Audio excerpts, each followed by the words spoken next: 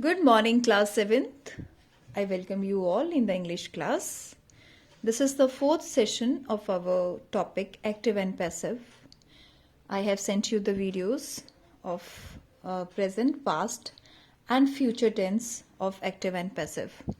And in the upcoming 3 videos, we will revise these 3 tenses, present, past, and future, in active and passive. Okay, I'll send you the sentences, exercises based on the topic of 3 different tenses, present, past, and future.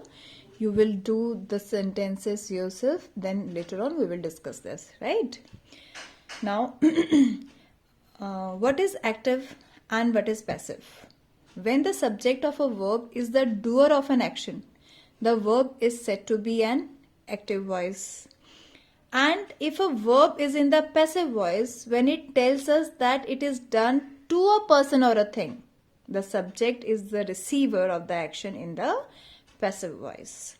Today, I will send you very simple exercises of just to find out active and passive. See, like you have to underline the verb in this exercise and you have to write in front of it whether it is active or passive. Like the king crowned the prince as his successor. Now the king crowned the prince as his successor. What is the verb in this sentence? The verb is crowned. क्या किया उसने? उसने उसको मुकुट पहनाया as his successor, अपने उत्तराधिकारी को. So this is an active voice. This sentence is in active voice. So all these sentences, 8 sentences are given over here. You have to underline the verb first in this sentence, in all these sentences. Then you have to write whether it is active or passive. For example, the song was composed by A.R. Rahman. Now in this sentence, what is the verb? The song was composed by A.R. Rahman. See, composed is the verb and was a helping verb. So, and by A.R. Rahman means this sentence is in passive voice, right? First you will underline the verb, then you will write that it is in passive voice. So what you have to do basically in the active and passive voice, let's recall the features first of all fast. Quickly, the object of the verb in the active voice becomes the subject in the passive voice. The object of the verb becomes the subject and the subject becomes the object. Like the chimpanzee is eating a banana. Now in this sentence, chimpanzee is subject and banana is object. This is in active voice. Now we have to change the sentence in a passive voice. What we will do? We will do first the subject comes in the object's place and object comes into the subject's place. Now the sentence will like this: a banana is being eaten by the chimpanzee. The active subject in sentence A, the chimpanzee, has become the passive subject in sentence B. And what we use here, preposition by, it is used before the chimpanzee because chimpanzee has done this. Action is done by the chimpanzee. The verb is eating changes to is being eaten because in active and passive always third form the verb will come. It is an appropriate auxiliary is being plus past participle of the verb eaten.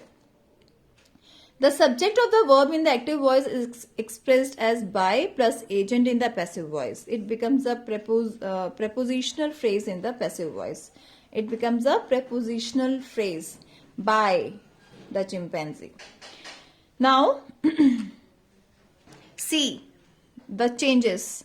I in the active voice changes into me in the passive voice. We into us, he into him, she into her, they into them, you will remain the you and it will remain the it. These are the different changes which comes place when we changes active into passive voice, right?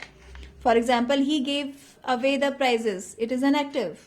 The prizes were given away by him. Now he changes into him. I baked delicious cookies. Delicious cookies were baked by me. I changes into me. So these are the changes. Now these are the few exercises which I'll give you. And one more. This is the table you have to make in your notebook, that how the simple present changes into active, into passive. When the sentence is in simple present, then these changes will come. This is the proper table which you have to make, which you have to prepare in your fair notebook, and you have to revise this table daily just to remember all the time, right? So, and this is the exercises of present tense: simple present, present continuous, and present perfect. And no active and passive, there will be no active and passive in the present perfect continuous tense. So we will cover these three subtopics of present tense: simple present, present continuous, and present perfect. Right, students? I will send you the PDF of the same, of these exercises. You have to do in the fair notebook, fair grammar notebook. You have to, I hope you all have prepared that notebook, and you have to do all these exercises in that notebook only, not in the fair literature notebook, right? And then we will discuss it later on in the next video. Thank you, class. Have a great day.